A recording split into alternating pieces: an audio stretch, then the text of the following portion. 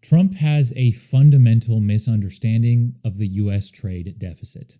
That's what we're going to talk about here today. Hey, everybody. Welcome to my second channel where we talk about finance and economics in a much more relaxed sense. Now, in order to understand the topic of today's video, why Trump misunderstands the trade deficit, we first need to talk about two things.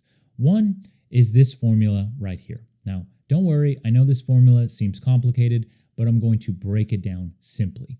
All this is saying is that the GDP, gross domestic product, of a country must equal consumption plus investing plus spending plus exports minus imports, as in a trade surplus.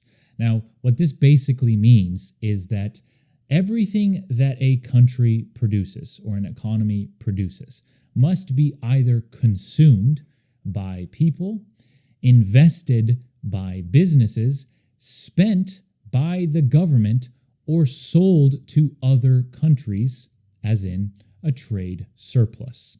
Okay, this will come in handy later because it will show you how the trade deficit is actually tied to something that most people find unrelated, and that is the budget deficit of the United States. The second thing that we need to understand is that the U.S. actually has a trade surplus. It has a trade surplus in services, and it's actually close to $300 billion. This is also important when we talk about the makeup of the U.S. economy. Now, the U.S. does have a total trade deficit. This is by taking the goods, physical goods, trade deficit of roughly $1.2 trillion and subtracting the close to $300 billion of services trade surplus. Okay, now let's put all the pieces together. The first way that Trump misunderstands the trade deficit is by viewing it through a singular lens, like it is by itself, when in reality, this formula that I just showed you, it's not really a formula, it is an identity. It is known as the national income identity.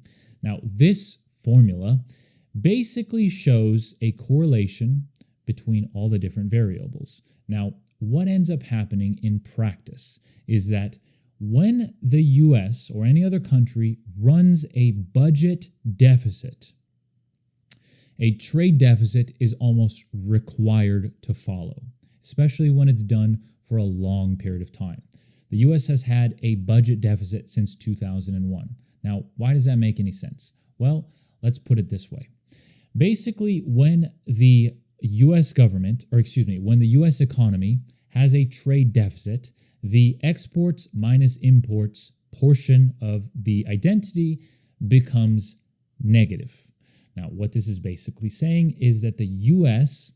is using some of its income to purchase goods from overseas. Now, let's put this piece together.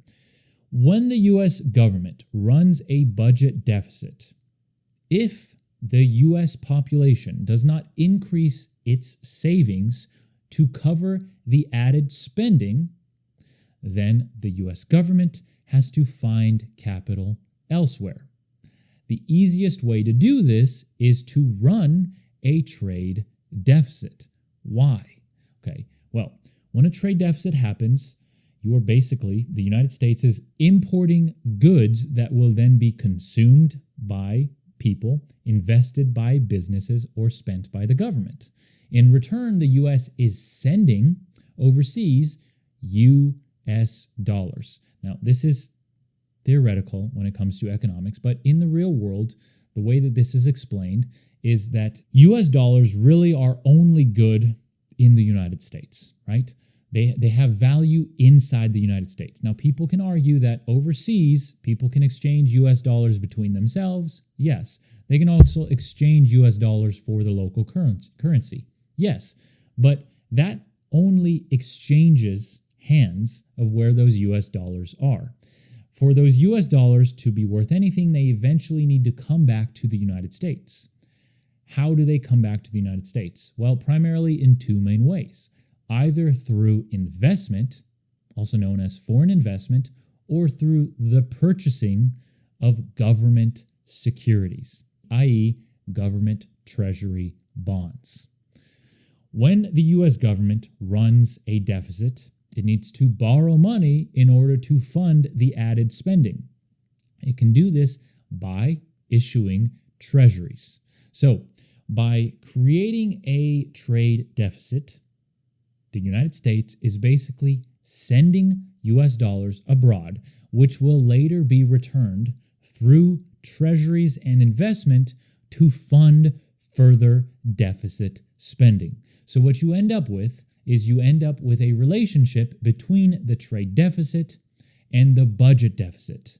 Now, does Trump understand this or not? I'm not sure.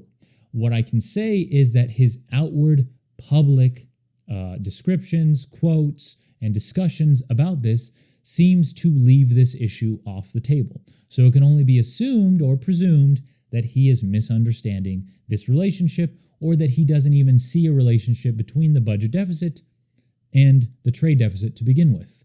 Because yes, he has called to reduce spending, but when you look at the CR that was passed and when you look at further spending, really it is only going up. The debt, the national debt will be increased, and most likely the budget deficit will be increased. Okay, that's the first piece.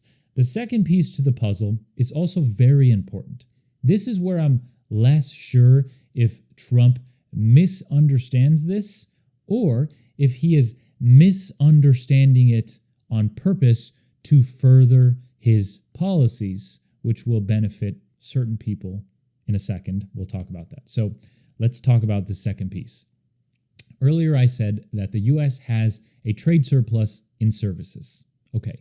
The other thing that we need to understand is that when you look at the GDP of the United States, well and above 75% of GDP comes from service sectors. That means 75% plus of what the economy produces, of what the economy makes, of the United States income per se, comes from services. Okay. The next thing that we have to understand is employment. Well over 75% also of employment comes from service-based GDP.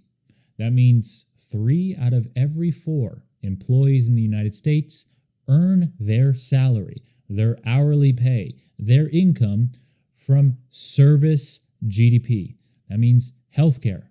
That means tech services. That means financial services. That means a myriad of different services. So when we're talking about this, you have two things. You have one, you have a trade surplus where it matters, which is services. 2, you have a majority of employees benefiting from services, not from physical goods GDP. So Trump tends to frame the trade deficit as negative because we are getting ripped off by other countries, when in reality, a huge portion of US citizens and employees actually are not directly affected by by a trade deficit in goods. But, and here's the big thing. Trump's base a large portion of Trump's base might or would benefit from fixing the goods trade deficit. And this has to do with the fact that over recent history, say the last 50 years, the US has basically sent manufacturing jobs overseas.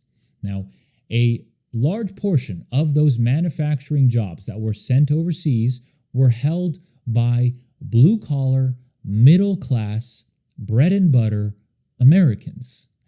This makes up a huge portion of Trump's base. So this is where we start to wonder, does Trump misunderstand the trade deficit when it comes to this section, or is he purposely misrepresenting the importance of solving the trade deficit because the people who would primarily benefit are a huge portion of his base? Now, we can argue whether that's good politics or not, advocating for your constituents.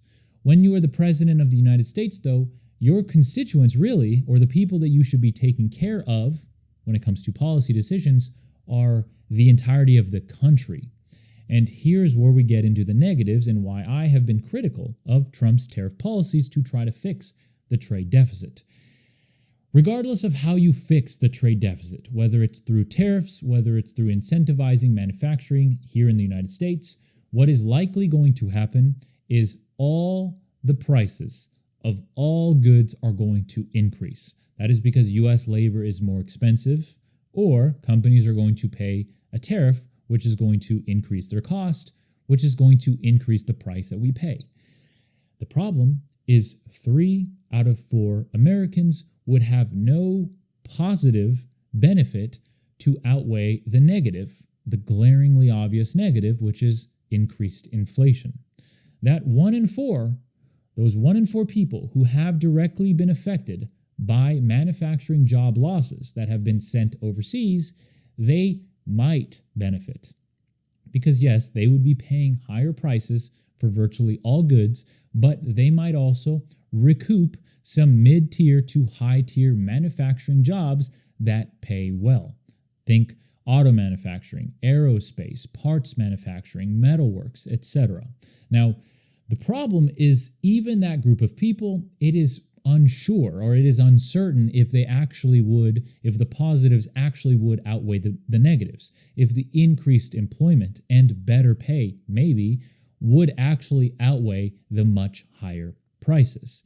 What is fairly certain is that 3 out of 4 Americans probably wouldn't experience any positives to begin with and mostly experience negatives because people who are paid through services GDP are not really exposed directly to manufacturing job losses. In fact, the companies that pay these people probably pay them well precisely because they've been able to save money by sending manufacturing jobs elsewhere.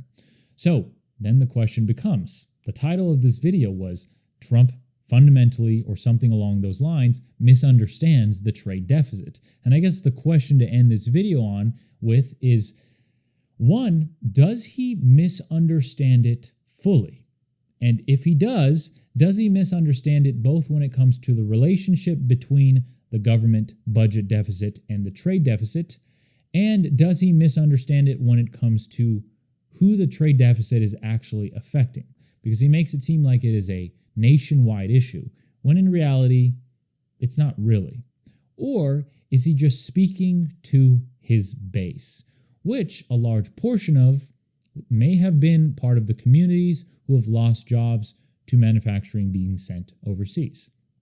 In that case, then he might just be purposely misrepresenting how important the trade deficit, the goods trade deficit actually is, to further his policies, which of course would directly positively affect, if anyone, his base of supporters. I hope this video was informative. If it was, please consider subscribing if you haven't already. It helps the channel tremendously. It's a brand new channel. Now, I did make a video exactly about the same topic on the main channel. That video is much more structured. If you like more structured to the point video with more graphs, with more, edits, cuts, etc., then definitely check out the main channel. It's just my name, Derek Polishek. Those videos come out weekly and we discuss finance and economics, but in a much more structured setting. If you like this more casual approach, then of course, please consider subscribing here. I hope to see you around for the next video. With that said, I hope you have a fantastic rest of your day, and I will see you in the next one. Take care.